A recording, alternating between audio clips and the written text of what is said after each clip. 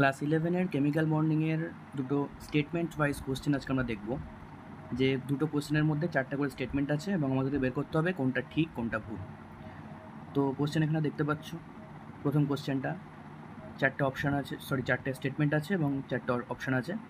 যেহেতু এখন আমাদের এমসিকিউ বেসড কোশ্চেন, আগে আমাদের ছিল ডেসক্রিপটিভ, সেগুলো ডেসক্রিপশন লিখতে হতো। এখন পুরোটাই নতুন সিলেবাস অনুযায়ী, নতুন ফরম্যাট অনুযায়ী পুরোটাই এমসিকিউ থাকবে। তো প্রথম যে কোশ্চেনটা দেখো, প্রথম যে স্টেটমেন্টটা বলছে এসপি শঙ্কর কক্ষকে এস ও পি চরিত্র সমান থাকে। এস ও পি চরিত্র সমান থাকে, তো কি মনে হয়? বোঝাই যাচ্ছে এখানে যে এসপির ক্ষেত্রে কি হয়, একটা এস থাকে একটা পি থাকে, তাহলে হাফ হাফ থাকে, তার মানে 50% এস আর 50% পি, তার মানে দুটোই 50%, মানে তাহলে কী হয়ে গেল, দুটোই সমান হয়ে গেল। তাহলে এস আর পি দুটোই কী হয়ে গেল, 50%। তাহলে প্রথম অপশানটা কি কারেক্ট আছে? প্রথম অপশানটা কি কারেক্ট আছে? একদম প্রথম অপশানটা কারেক্ট আছে। তারপরে স্টেটমেন্টে যাই, বলছে শঙ্কর কক্ষকের, ওটা কক্ষকের হবে, কক্ষের লেখা হয়ে গেছে, ওটা কক্ষকের হবে। শঙ্কর কক্ষকে, আচ্ছা এটা কক্ষের আর কক্ষকের মধ্যে পার্থক্য নিশ্চয়ই বোঝো, কোনটা কক্ষ আর কোনটা কক্ষক। কক্ষ মানে কিন্তু অরবিট আর কক্ষক মানে কিন্তু অরবিটাল, ঠিক আছে? তো শঙ্কর কক্ষকের এস চরিত্র হ্রাস পেলে বন্ধন কোণ হ্রাস পায়। কি বলছে? শঙ্কর কক্ষকের এস চরিত্র হ্রাস পেলে বন্ধন কোণ হ্রাস পায়। তো এবার দেখা যাক এখানে কী কী হাইব্রিডাইজেশন দিয়ে বের করা যায়। যে এসপি হাইব্রিডাইজেশন যদি হয় তাহলে তার এস ক্যারেক্টার কী হবে, 50%, এবং বন্ড অ্যাঙ্গেল কী হবে, 180 ডিগ্রি। এসপি টু হলে এস ক্যারেক্টার হবে 33.3% আর বন্ড অ্যাঙ্গেল হবে 120 ডিগ্রি। এসপি থ্রি যদি সংকরায়ন হয় তাহলে এস ক্যারেক্টার কী হবে, 25% আর বন্ড অ্যাঙ্গেল হবে 109 ডিগ্রি 28 মিনিট। তাহলে এখান থেকে একটা জিনিস পরিষ্কার, যে এস ক্যারেক্টার যত বৃদ্ধি পাচ্ছে বন্ড অ্যাঙ্গেল কিন্তু তত বৃদ্ধি পাচ্ছে। তার মানে আমরা যদি উল্টোটা বলি, তাহলে এস ক্যারেক্টার যত কমছে বন্ড অ্যাঙ্গেল তত কমছে। এস ক্যারেক্টার বাড়লে বন্ড অ্যাঙ্গেল বাড়ছে। এস ক্যারেক্টার কোথায় বাড়ছে, যেমন এখান থেকে উপরে গেলে এস ক্যারেক্টার বাড়ছে, তাহলে বন্ড অ্যাঙ্গেলও কত বাড়ছে, 109 থেকে 180 ডিগ্রি হয়ে গেল, বন্ড অ্যাঙ্গেলও বাড়ছে। তার মানে এস ক্যারেক্টার যদি বাড়ে তাহলে বন্ড অ্যাঙ্গেলও বাড়বে। আর যদি উল্টোটা বলি, এস ক্যারেক্টার কমলে বন্ড অ্যাঙ্গেল কমবে। তার মানে বন্ড অ্যাঙ্গেলের সঙ্গে এস ক্যারেক্টারের কী হবে, সমানুপাতিক সম্পর্ক। তাহলে এখানে যেটা বলছি যে শঙ্কর কক্ষকের এস চরিত্র হ্রাস পেলে মদন কোণ হ্রাস পায়, তাহলে এটা একদমই ঠিক হয়ে যাচ্ছে যে একটা যদি হ্রাস পায় আর একটা হ্রাস পাবেই, কারণ যেহেতু সমানুপাতিক সম্পর্ক, একদমই ঠিক আছে। তারপরের স্টেটমেন্ট কি বলছে, যে রেজোন্যান্স যৌগের স্থায়িত্ব হ্রাস করে। একদমই না, রেজোন্যান্স কিন্তু যৌগের স্থায়িত্ব বৃদ্ধি করে। আসলে রেজোন্যান্সে কী হয়, রেজোন্যান্সে তার পাই ইলেকট্রনের ডিলোকালাইজেশন হয়, বা একটা জায়গাতে কোনো জায়গায় সরে যায় সেই অণুর মধ্যেই। এর ফলে কি হয়, তার যে এনার্জি আর পোটেনশিয়াল এনার্জি আস্তে আস্তে কমতে থাকে। ফলে কি হয়, তাদের স্টেবিলিটি বাড়ে, অর্থাৎ যৌগের স্থায়িত্ব বৃদ্ধি করে কিন্তু রেজোন্যান্স। বোঝা গেছে? তাহলে কিন্তু এটা কিন্তু ভুল হয়ে গেল, এটা কিন্তু ভুল। তারপরটা কি বলছে, যে সিগমা ইলেকট্রনের ডিলোকালাইজেশনের ফলে রেজোন্যান্স হয়। একদমই ভুল, একদমই ভুল, কিন্তু খুব মারাত্মক ভুল এটা। পাই ইলেকট্রনের ডিলোকালাইজেশনের ফলে রেজোন্যান্স হয়, সিগমা নয়। সিগমা ইলেকট্রন কিন্তু ডিলোকালাইজ করে না। সিগমা বন্ড কিন্তু একদম প্রথম যে বন্ডটা তৈরি হয় সেটা সিগমা বন্ড, দুটো অ্যাটমের মধ্যে প্রথম যে বন্ডটা তৈরি হয় সেটা সিগমা বন্ড। আর সিগমা বন্ড যখনই হবে তখন মনে রাখতে হবে যে সেটা কিন্তু ডিলোকালাইজ হবে না।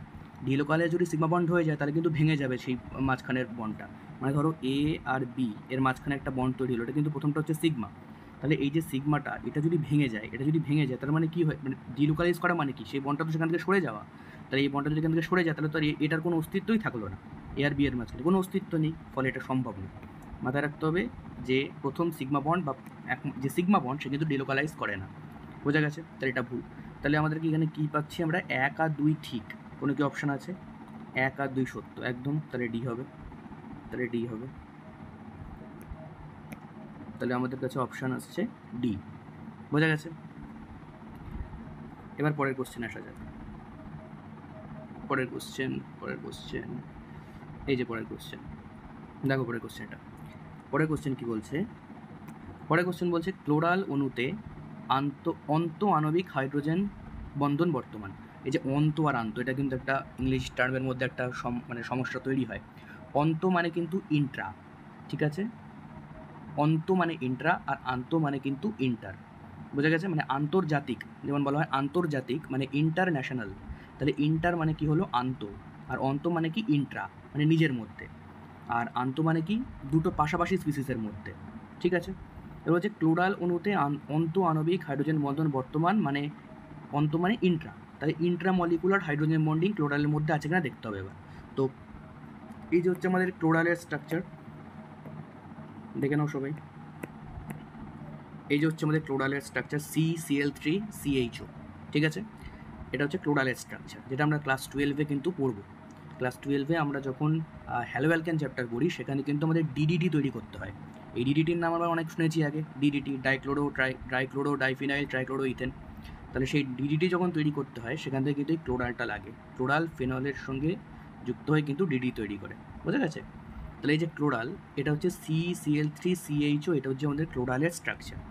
এবার ক্লোরাল যখন জলের সঙ্গে যুক্ত হয়, এই যে CHOর যে গ্রুপটা সেটা কিন্তু সেখান থেকে ডবল বন্ডটা ভেঙে গিয়ে কী তৈরি করে, দুটো OH-এর সঙ্গে যুক্ত হয়ে যায়। এর মেকানিজমটা দেখাচ্ছি না, যেহেতু তোমাদের 12-এর সিলেবাসে রয়েছে, এখানে নেই। 11-এর যেহেতু এটা 11-এর কেমিক্যাল বন্ডিংয়ের হিসেবে নেই কিন্তু এখানে, তাই জন্য দেখাচ্ছি না। মেনলি CHO, এখানে যে COH যে গ্রুপটা থাকে, এই বন্ধনটা এখান থেকে ভেঙে গিয়ে সেখান থেকে কী তৈরি করে, দুটো OH তৈরি করে। তাহলে এই জলটা মেনলি এই যে বন্ধনের মধ্যে ঢুকে যাচ্ছে, তাহলে কী তৈরি করছে, ক্লোরাল হাইড্রেট তৈরি করছে। ক্লোরাল থেকে কী তৈরি হচ্ছে, জল মিশে ক্লোরাল হাইড্রেট। এবার এই যে ক্লোরাল হাইড্রেটের এই যে স্ট্রাকচারটা ভালো করে দেখো, ক্লোরাল হাইড্রেট, এই যে সি এর সঙ্গে 3টে Cl আছে, 3টে Cl, এই যে এইখানে 3টে Cl যেমন এই যে, এবার তার সঙ্গে এইখানে এই যে CHটা কিন্তু থাকলো, কিন্তু অক্সিজেনের জায়গায় কি হলো, দুটো OH চলে এলো, দুটো OH, এই যে একটা OH আর একটা OH। এইবার এইখানে Cl এর সঙ্গে, এখানে Cl এর সঙ্গে এই হাইড্রোজেনটা কি করছে, হাইড্রোজেন বন্ডিং করছে। এবার মনে প্রশ্ন আসতে পারে যে Cl তো হাইড্রোজেন বন্ডিং করে না, তাহলে হাইড্রোজেন বন্ডিং কী করে হচ্ছে? Cl তো হাইড্রোজেন বন্ডিং করে না। খুব ভালো করে বোঝো জিনিসটা, যে ক্লোরিন কিন্তু হাইড্রোজেন বন্ডিং করার জায়গা নেই, তাহলে সে কী করে সে হাইড্রোজেন বন্ডিং করছে? এখানে আসলে কি হয়, যে এইখানে OH যে বন্ধনটা, এইটা দিয়ে কিন্তু আমাদেরকে বিচার করতে হবে। এই যে OH, আমরা তো কি জানি, ফন এলিমেন্ট করে হাইড্রোজেন বন্ডিং, ফন এলিমেন্ট মানে ফ্লোরিন, অক্সিজেন আর নাইট্রোজেন। তাহলে এখানে অক্সিজেন তো রয়েছে, এই অক্সিজেন তো কী করছে, এই হাইড্রোজেনের থেকে তো ইলেকট্রন নিজের কাছে টানছে, ফলে এই হাইড্রোজেনের কিন্তু অসুবিধা হচ্ছে। তাহলে এই যে হাইড্রোজেন, এই অক্সিজেন, এই যে বন্ডটা, এই বন্ডটা কিন্তু একটা এক্সট্রিম পোলারিটি তৈরি করছে। একটা এক্সট্রিম পোলারিটি তৈরি করার ফলে এই যে হাইড্রোজেনটার কিন্তু এখন এখানে খুব মানে অসুবিধায় রয়েছে ও। ফলে একে সাহায্য করার জন্যে এখন এই দিকের যে ক্লোরিনটা কী করবে, তার যে লোন পেয়ারটা সেটা দিয়ে কী করবে, হাইড্রোজেন বন্ডিং করার চেষ্টা করবে, যাতে কিছুটা ওর সমস্যার সমাধান হয়। বোঝা গেছে? হাইড্রোজেন বন্ডিংয়ের মেন কারণ হচ্ছে হাইড্রোজেন যখন কোনো একটি ইলেকট্রোনেগেটিভ এলিমেন্ট মানে ফন এলিমেন্ট তাদের সঙ্গে যখন যুক্ত থাকে, তখন তার কী হয়, তার মধ্যে ইলেকট্রনটা তারা ডেফিসিয়েন্ট করে দেয়, কমিয়ে দেয়। যাই হোক, হাইড্রোজেন বন্ডিং নিয়ে একটা ডিটেলস ভিডিও বানাবো আমি, তাও আপাতত এই জিনিসটা একটু বুঝে নাও যেটুকু যতটা হয়। তাহলে এখানে এই যে ক্লোরিন আর এই হাইড্রোজেনের মধ্যে কী হচ্ছে, অন্তঃআণবিক বা ইন্ট্রামলিকুলার হাইড্রোজেন বন্ডিং তৈরি হচ্ছে। তাহলে ক্লোরাল হাইড্রেটের মধ্যে কী পাওয়া যায়, অন্তঃআণবিক হাইড্রোজেন বন্ডিং, ঠিক আছে? তাহলে এই স্টেটমেন্টটা কি কারেক্ট, বোঝা গেল? এবার হচ্ছে পরেরটাতে, বলছে KHF2 লবণ সম্ভব, কিন্তু KHCl2 লবণ সম্ভব নয়।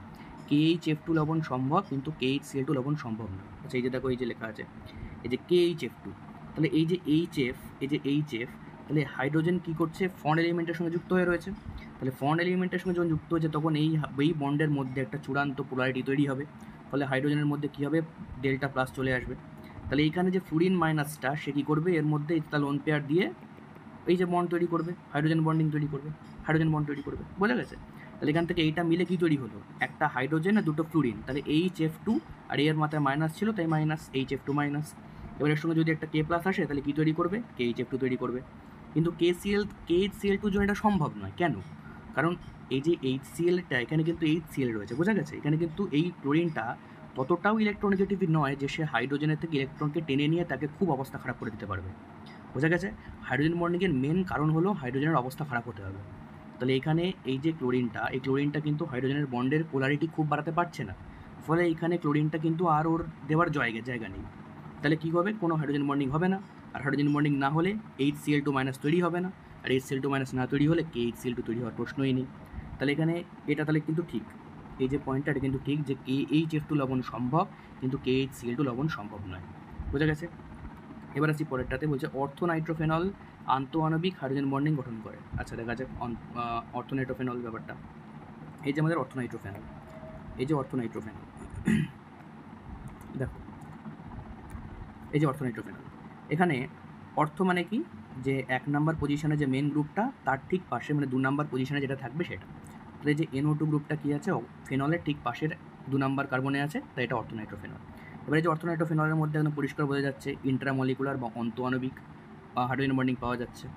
আর প্যারানাইট্রোফেনলটা একটু বলে দিই সঙ্গে, প্যারানাইট্রোফেনলে কী হয়, এটা কিন্তু ইন্টারমলিকুলার হয়। বোঝা গেছে? এই এক্সাম্পলটা মনে রাখবে, আগে যখন ডেসক্রিপটিভ পরীক্ষা কোশ্চেন আসতো তখন, মানে আগের সিলেবাসে, তখন এগুলো কিন্তু কোশ্চেনটা লিখতে হতো যে অর্থোনাইট্রোফেনল এর মধ্যে অন্তঃআণবিক হাইড্রোজেন বন্ডিং পাওয়া যায়, কিন্তু প্যারানাইট্রোফেনলের মধ্যে কেন আন্তঃআণবিক পাওয়া যায়, এটা একটা কোশ্চেন আসতো, ডেসক্রিপটিভ লিখতে হতো। এখন তো MCQ কোনো অসুবিধা নেই। তাহলে এটা মনে রাখতে পারো যে অর্থোনাইট্রোফেনলের মধ্যে কিন্তু এই পাশাপাশি রয়েছে বলে কী হচ্ছে, হাইড্রোজেন বন্ডিং তৈরি হচ্ছে, কিন্তু এর কিন্তু দূরে দূরে রয়েছে। এখানে 4 নাম্বারে 4 নাম্বারে রয়েছে, তাই কী হচ্ছে, এর পাশাপাশি দুটো অ্যাটমের মলিকুলের মধ্যে ইন্টারমলিকুলার বা আন্তঃআণবিক হাইড্রোজেন বন্ডিং তৈরি হচ্ছে। তাহলে আমাদেরকে কোশ্চেনে কী বলেছিল যে অর্থোনাইট্রোফেনল আন্তঃআণবিক হাইড্রোজেন বন্ধন গঠন করে। তাহলে কি এটা ঠিক হয়ে গেল? অর্থোনাইট্রোফেনল আন্তঃআণবিক, আন্ত মানে কি ইন্টারমলিকুলার, তাহলে কিন্তু ভুল হয়ে যাচ্ছে। অর্থোনাইট্রোফেনল কিন্তু কী করে, অর্থোনাইট্রোফেনল ইন্ট্রামলিকুলার করে। আন্ত মানে কিন্তু ইন্টার, আন্ত মানে কিন্তু ইন্টার, মনে রাখতে হবে, আন্ত মানে হচ্ছে ইন্টার। তাহলে কি এটা হচ্ছে, তাহলে এটা ভুল হয়ে যাচ্ছে। অর্থোনাইট্রোফেনল কিন্তু ইন্টার করে না, ও ইন্ট্রা করে। আচ্ছা পরেরটা বলছে H2SO4 এর স্ফুটনাঙ্ক ও সান্দ্রতা H3PO4 অপেক্ষা বেশি। আচ্ছা দেখা যাক এটা স্ট্রাকচারটা। দেখো এইটা এখানে মনে রাখতে হবে যে সান্দ্রতা কিন্তু এখানে সান্দ্রতা সালফিউরিক অ্যাসিডের কিন্তু ফসফরিক অ্যাসিডের চেয়ে বেশি হয়, কিন্তু স্ফুটনাঙ্ক সালফিউরিক অ্যাসিড চেয়ে ফসফরিক অ্যাসিডের বেশি হয়। কেন হয়? কারণ ফসফরিক অ্যাসিডের এই যে স্ট্রাকচারটা, এর মধ্যে কিন্তু 3টে OH রয়েছে, এই 3টে OH দিয়েও 3টে হাইড্রোজেন বন্ডিং তৈরি করতে পারে আলাদা আলাদাভাবে, ইন্টারমলিকুলার, ইন্ট্রা নয় কিন্তু ইন্টারমলিকুলার। তো আলাদা আলাদা 3টে ইন্টারমলিকুলার হাইড্রোজেন বন্ডিংও তৈরি করতে পারে 3টে OH-এর জন্যে। স্ট্রং বন্ড হবে এগুলো। তো সেই যে এই বন্ধন তৈরি করার জন্য কী হবে, ও এখান থেকে মোর BP হয়ে যাবে, বয়েলিং পয়েন্ট আরও বেশি হয়ে যাবে। এর মধ্যে কিন্তু দুটো আছে, এর মধ্যে কিন্তু এই দুটো OH আছে সালফিউরিক অ্যাসিডের মধ্যে, কিন্তু ফসফরিক অ্যাসিডের মধ্যে 3টে। বোঝা গেল? এই জন্য কিন্তু এর বয়েলিং পয়েন্ট আরও বেড়ে যাবে। পরিষ্কার? তাহলে এখানে আগের পেজে যদি যাই, কোশ্চেনটা কী ছিল যে H2SO4 এর স্ফুটনাঙ্ক ও সান্দ্রতা ফসফরিক অ্যাসিডের চেয়ে বেশি। তাহলে কিন্তু ভুল হয়ে গেল, স্ফুটনাঙ্কটা কিন্তু ফসফরিক অ্যাসিডের বেশি হবে, তাহলে এটা ভুল, তাহলে এটা কিন্তু ভুল। আচ্ছা তাহলে আমাদের অপশান কী আছে, তাহলে আমাদের A আর B সত্য হচ্ছে, A আর B সত্য হচ্ছে, ঠিক? তাহলে A আর B সত্য, ক্লিয়ার? তাহলে এটা আনসার হয়ে গেল, A আর B সত্য। তাহলে মোটামুটি দুটো কোশ্চেন, ভালো ভালো কোশ্চেন, এটা কিন্তু পরীক্ষা আসার মতো কোশ্চেন, খুব ইম্পর্টেন্ট কোশ্চেন এগুলো। আগে এগুলো সব আলাদা আলাদা ডেসক্রিপটিভ আসতো, এখন MCQ। যাক, কম্পিটিটিভ এক্সামের জন্য আরেকটু এগিয়ে থাকা যায় MCQ করলে। তো আশা করি বোঝা যাবে জিনিসটা, যদি না বোঝা যায় তো জিজ্ঞেস করতে পারো, অসুবিধা নেই। আর হাইড্রোজেন বন্ডিং সম্পর্কে আমি আরও ডিটেলসে একটা ভিডিও চাইলে বানাতে পারি।